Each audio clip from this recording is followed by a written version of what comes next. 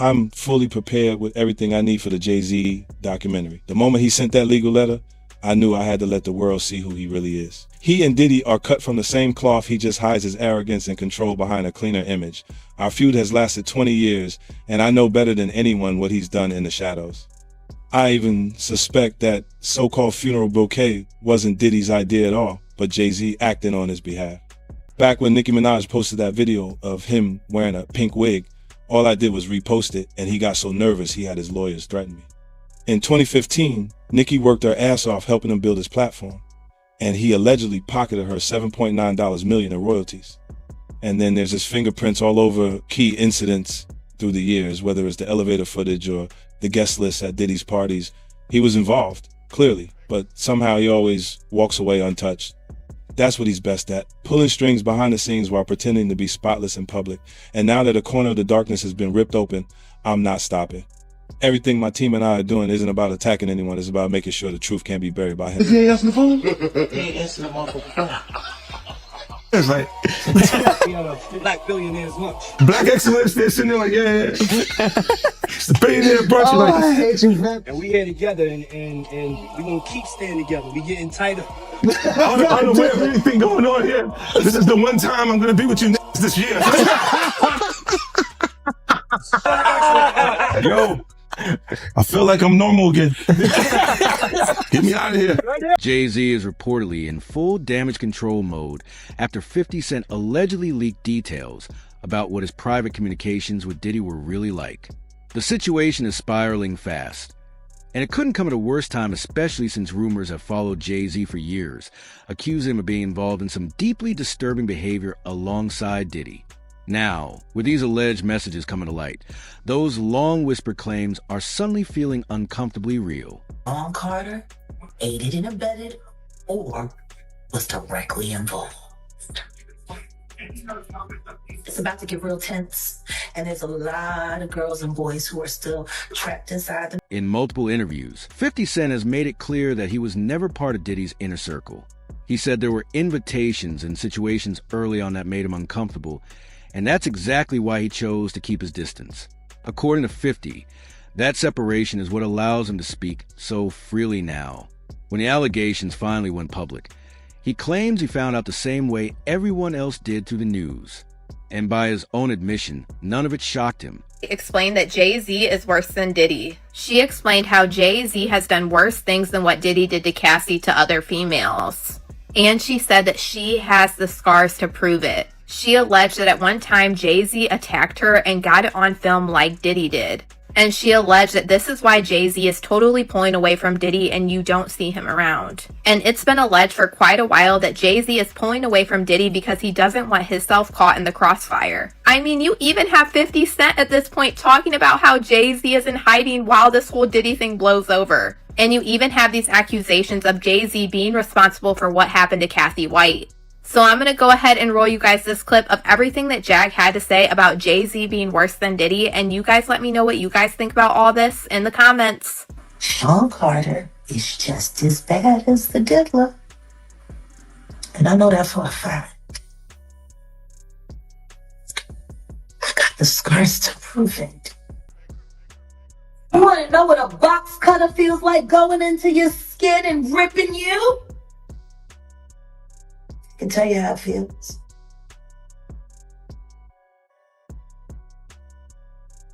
Y'all ain't seen shit yet. That Cassie shit, that's nothing. I'm saying Sean Carter remembers everything he did to me and he's got it on tape.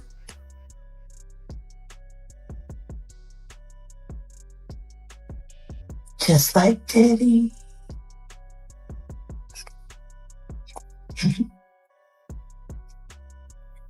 And they're going to be crazy. It's going to be the women that get them in the end. As the investigation expanded, the spotlight slowly began drifting toward JayZ. People started questioning why he remained silent while everything surrounding Diddy was unraveling. And that silence didn't go unnoticed. It raised eyebrows. Some believed JayZ's team already knew his name had surfaced in civil cases and were trying to stay ahead of the fallout. Others feared that even without formal charges, the damage to his reputation was already underway.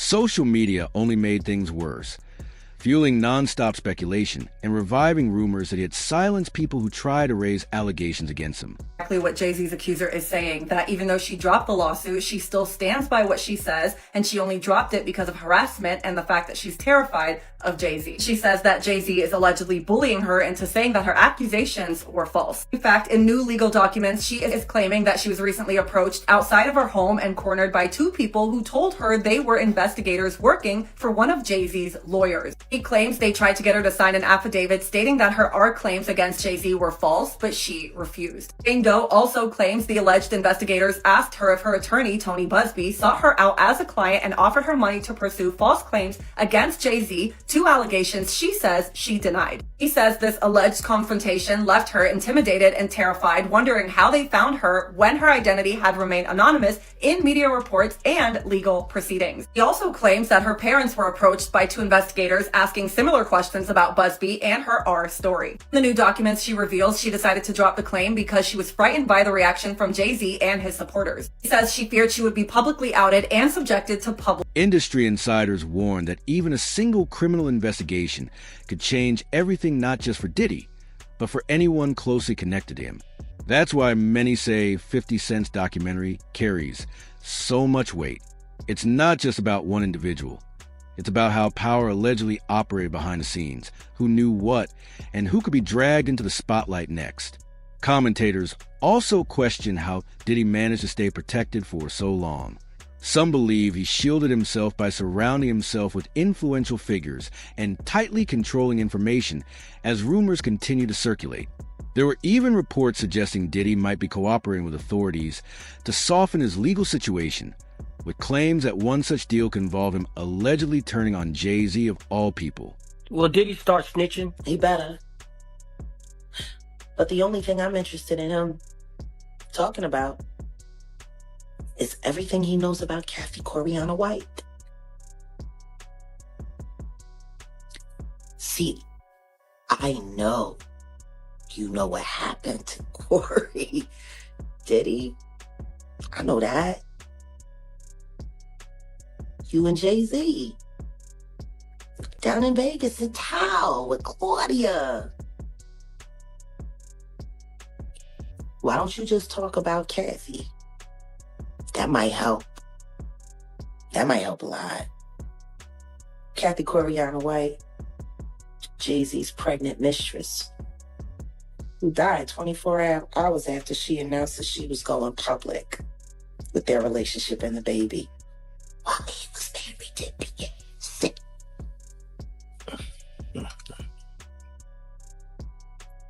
Was it an aneurysm, Diddy?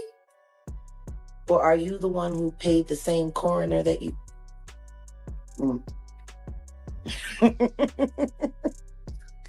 Oh, Diddy, you should... Now that the documentary has officially dropped, one thing is undeniable: this story isn't just about the past. It's about what comes next. With every new detail, attention shifts toward those who stayed silent, and JayZ remains front and center. That spotlight matters because his history with Diddy runs deep. Gene Deal, in particular, didn't hold back when asked about their relationship.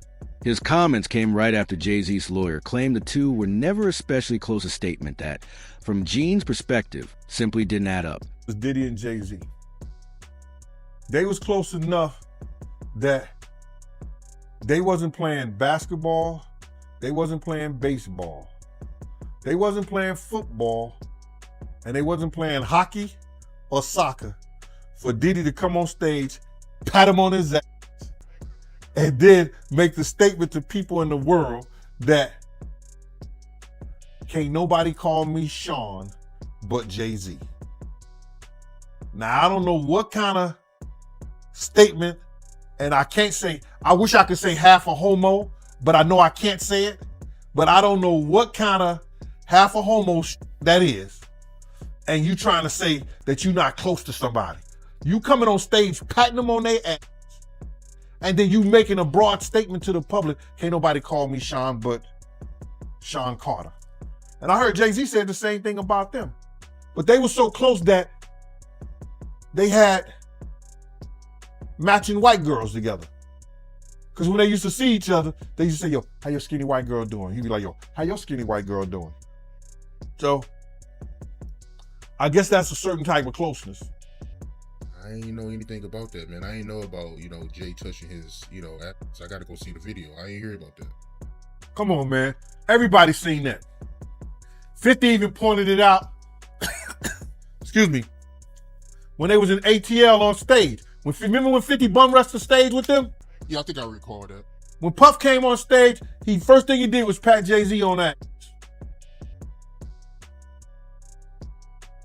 But I forgot. That's your favorite rapper. Hey, him and Pockets 1A, 1B. But what's your issue with Jay, man? I didn't know you had an issue with him. I'm never a fan of somebody that I was going To Gene, that level of familiarity spoke volumes. He also pointed to a moment during a show in Atlanta when Diddy brought JayZ out on stage, noting how natural and comfortable their interaction looked. That clip didn't go unnoticed. 50 Cent later highlighted it publicly, keeping it in heavy rotation online. When asked whether he had a personal issue with JayZ, Gene clarified that it wasn't about being a fan or not. He recalled an old situation where tensions ran high, yet JayZ didn't even seem to remember it later. According to Gene, that's how some people at the top operate. They move through situations, leave problems behind, and forget them entirely because they're living in a completely different world. These guys are, man. They'll cause situations and cause problems, and then they'll forget what they've done because they're on a whole nother atmosphere. You know what I'm saying? A lot of shit that he did, you got to understand, like now he'll say that they're kids because he's raising kids of his own. You understand? But how would you like it that if Blue Ivory, 15, 16 years old, 17, 18 years old, dating in his early 30s? You're not going to go for that. No matter what she came through in Hollywood. But you got to understand, guys who was around then, we didn't know JayZ them ages. We didn't know these cats' age. You know what I'm saying? They wasn't having no beards and nothing like that. They was wearing low cuts. You understand? Clean face. I would have never believed when Jay was coming around the block, scooping up the young girls and stuff like that he was 30 years old. If they 17, 18, 16 years old, and they 22, you thinking they 22, 23, something like that, 24 years old? They mama and them need to check them. They daddy and them need to check them. But that's not that far off. But for somebody to be 30 years old in their 30s and they dealing with kids 16 years old, 17, 18 years, now that's a problem. That's an issue. And now he see that because he's raising kids. And he got a young daughter. I think he got another daughter that he didn't claim and now he claiming her. These cats was doing a whole lot of stuff that people in the industry won't speak on. And then now that you're speaking on it and it's becoming where is that you can get on YouTube and you can talk about this shit and say what you seen or say what you heard, you understand, or what you know. Some people look at it being a problem. But these cats ain't street cats. They entertain us. Dame Dash, JayZ's former close friend, also recently weighed in on the serious accusations surrounding him. What stood out to Dame wasn't just the claims themselves, but the way the public was responding to them. He said he had never seen JayZ face this level of scrutiny before. For decades, JayZ appeared untouchable, especially within mainstream media, but this time, that protective shield didn't seem to be there. Odd to see him in that, getting looked at in that way by white people. Like Jay does, yeah, like I hope that shit didn't happen, but I'm like, damn, they turned the world real. Like people on a certain level have been f***ing with him a certain way where he couldn't do no wrong for like 25 years straight. This is the first time he's not getting a pass with white media. Like he can control black media because a lot of them either work or do business with him.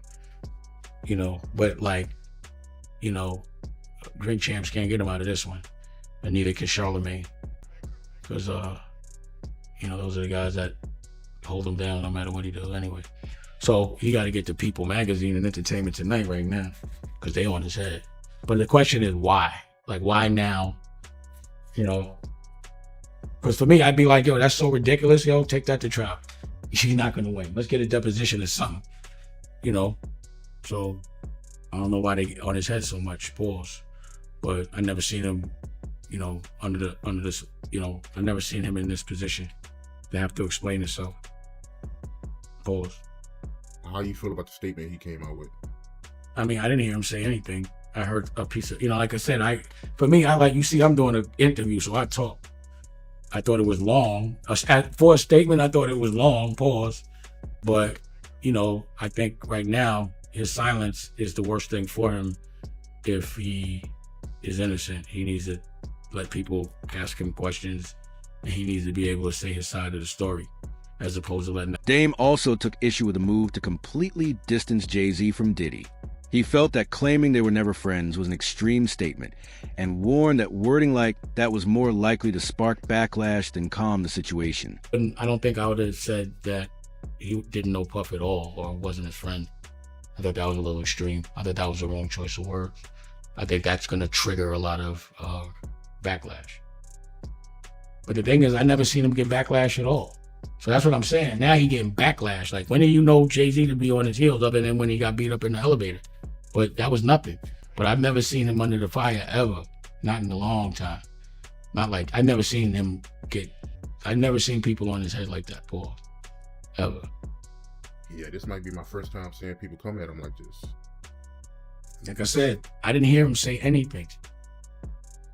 Like, I'm not some white man speaking for another black man. Doesn't add up. It just doesn't work like that. Like, he doesn't know what to say on Jay's behalf. Jay would have to say that. So if he instructed him to say that, like, you don't even know if Jay told him to say that. He could have got off the stage and they was like, why'd you say that? He was like, I had to. You know, like, he probably said it because homeboy wouldn't. You know what I'm saying? So who knows? Like, I didn't hear him say anything. I haven't heard Jay say a word yet. Have you? Nah, I haven't heard him say anything. There it is. So y'all going by a piece of paper with words, don't get caught up in that. I have not heard him say one thing yet. You know? Until I see him speak, he hasn't spoke to me. That's why I said I don't think he did not say that. His lawyer said it. So what else is a lawyer gonna say? What surprised Dame the most is that this is the first time he can remember JayZ being pushed into a truly defensive position, outside of a few isolated moments in the past. JayZ has rarely been forced to explain himself.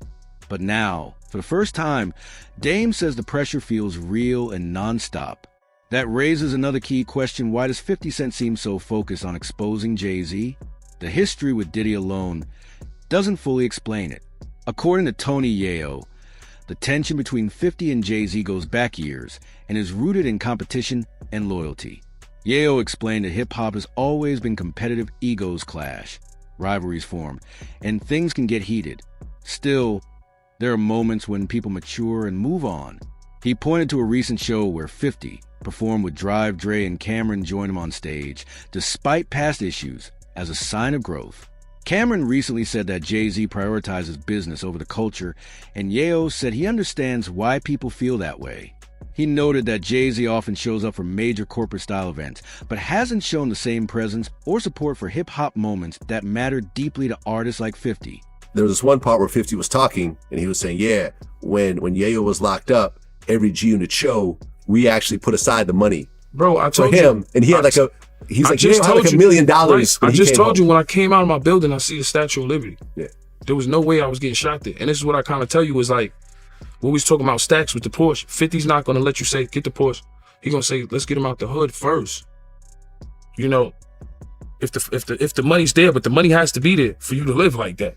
The money's there. 50 didn't have to do that. Rest in peace to Hervé from Interscope, because he always said to me, man, 50 do more for you than any artist, than anybody does for their artists, more than JayZ. Yayo said the biggest difference between JayZ and 50 Cent comes down to approachability.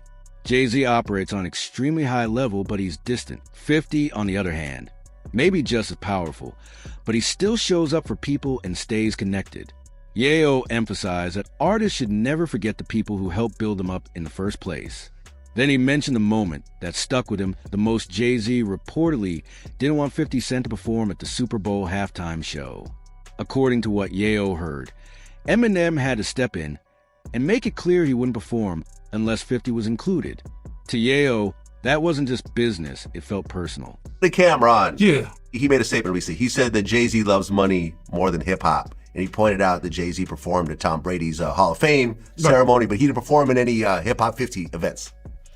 I mean, JayZ's on a whole nother level. Like, I mean, That's true. he's like, but you know what I like about 50? 50's on a whole nother level, but he's still approachable. You still get to meet the people and Jay got to remember the people that made him.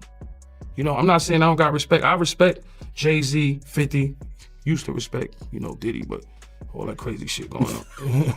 But, I always respected him because I looked at, for New York, those were like the guys. You know what I'm saying? The guys with the most money and the most influence. So with Jay is like, when the last time you haven't seen Jay. So I think people are just going to say that.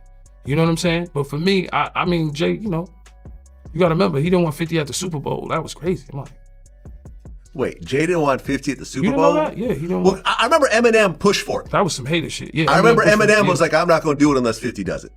I heard that. Yeah, but I didn't know that Jay was trying to stop it. I don't think Jay. I don't know. 50 never told me that, but I don't think Jay wanted him there. I don't know. Because of what? Some of the. I mean, it's competition.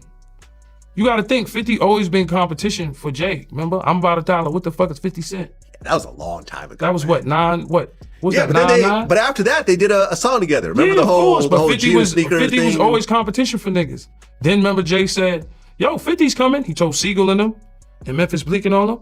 Yeah. And come on, 50's like, he's on a whole nother level. You got to remember, he came after niggas. He came after Jay and Rockefeller. G-Unit came, and people might shit on G-Unit, but with Eminem, Dr. Dre, 50 Cent, nobody has outsold us, bro. Record executives reportedly told Yayo that 50 Cent has done more for the people around him than many major industry figures have ever done for their own artists. Says to people, he goes into boardrooms and says to people, which I will never say, is he says, it's important for me to be a billionaire, because Black people need to be billionaires. And why does specifically he, at that time, I've had this conversation with white money people when they go, it's important that JayZ becomes a billionaire. And I go, why? And they said, because he wants to open up a casino. He wants to open up this, he should have an alcoholic brand. He needs to have a casino. He needs to have this. And you're like, why the fuck does anybody need a casino? Like another fucking casino money in this world. And it makes it very possible for people to launder money all day. Yeah. So like, why, even the fact that you want to become so powerful, then you're not saying because he needs to build schools for Black people in Black neighborhoods. It's because he wanted to build casinos for Black people. For them to keep wasting their money, and then for him to keep giving them overpriced merchandise. It's a rat trap. Yeah. All of it is. The sad part is that hip hop has now turned itself over to this greed machine and doesn't realize it's time to Over time, the relationship between JayZ and Diddy reportedly began to deteriorate. Insiders suggest that trust became a major issue, with concerns about who would look out for themselves if things went south. Jaguar writers even alleged that JayZ played a role behind the scenes in Diddy's troubles, though that claim remains unverified. Why does it all come to a head now? Why now? Why? Because he's the acceptable monster at this time, like R. Kelly was the last time I sat on this couch. So who's next? Y'all don't see the lineup? Yeah, we see the lineup. I'm just waiting to see who's next. JayZ is setting Diddy up. Why is everyone having such a hard time? He ain't doing shit different. He lined up D. Haven, stole his life and identity. He lined up Big L, stole his life and identity. He lined up Dame Dash, stole his life, identity, and took his love. Lined up R. Kelly. He wants to be the one. Yeah, shout out D. Haven. He actually hit us up, wanted to tell this story. You need to talk to D. Haven. Yeah, we need to talk to him. I told you that last year when I put you on the phone with him. Roger Bonds, Diddy's former head of security, offered his own insight into how the relationship looked from the inside. From his perspective, he observed JayZ and Diddy interact, but he never saw them as particularly close. According to Roger, Diddy believed they were tighter than they actually were. Eve Puff felt they was close. But if you was a person on the outside looking in, like me and Uncle Paulie used to always talk about it, me and D-Rock would talk about, yo, why Puff kind of like sucking Jay off so much? You know what I'm saying? Because you'd be like, we done flew to 5 or 6, 7 different concerts that JayZ has. But JayZ is not at one of Puff's shows. You know what I'm saying? You look at the Rock brunch where Puff will break his neck to get to the brunch. But JayZ don't pop up at any of Puff parties. You know, now I can only speak up until 2012. You know what I'm saying? And Puff was breaking his neck. Like at the end of the day, in our mind, we said, yo, he ain't even invite Puff to his wedding. When he married Beyonce, Steve Stout and all of them was there. You know what I'm saying? And Puff was kind of in his feelings, but once again. Oh, Puff was upset he didn't get invited to the wedding? Of course he was. You know what I'm saying? But you got to remember, we're security, so we're bottom on a tote pole. So he's not going to show you that it really affects him until you have a little conversation with him, or you say something, or you overhear something. But he didn't get invited to that, you know. Yeah, Jay came through every once in a while. Like if we was in a yacht in San Tropez or one of these places like that, Jay might ride up, you know what I'm saying? And it's more or less to show. Those on Diddy's team often observed that Diddy consistently showed up for JayZ far more than JayZ ever did for Diddy. I mean, Jay ain't really f with Puff. It was no personal into it. It would be like if Ron Burgos is flying from LA on his jet, but JayZ just so happens to be going to New York too. We all end up on the jet flying back, those type of things, but nothing to go out his way. If we in a club, you might be downtown at bed or something like that. JayZ might be there, so they end up at the same table, you know what I'm saying? And it was times where I listen to the records now where JayZ said, yo, why should I drink Ciroc when why should I drink Grey Goose when Puff got Ciroc? This is something new that just started happening because I remember we almost got into a big altercation with Peckhaz and them because Sean Peckhaz? Yeah, because Puff was there and Jay and them was there and they had a bunch of Grey Goose bottles come to the table. And Puff felt like, yo, that was disrespectful. And he knocked over the Grey Goose bottles. You know what I'm saying? Like, yo, I heard about fuck y'all niggas doing that for, yo, da-da-da-da-da-da. But Jay didn't care. You know what I'm saying? Like, you know, and Peckhaz came back to the house and explained himself, da-da-da-da-da. You know, I was eavesdropping and airdropping, you know, because like I said, Puff is always ready to fight. You know what I'm saying? But, you know, Emery had just came home and this, that, and the other like that, and they ordered Grey Goose bottles. Now, why you got 10 Grey Goose bottles coming to the table if you know I'm right here at the table and I got Ciroc? So there's a lot of different things that... From his perspective, JayZ and Diddy were never as close as most people thought. They shared money, status, and influence, but not true loyalty. Over time, those cracks became impossible to ignore. Could we now be watching those cracks widen and potentially consume them both? Share your thoughts in the comments below.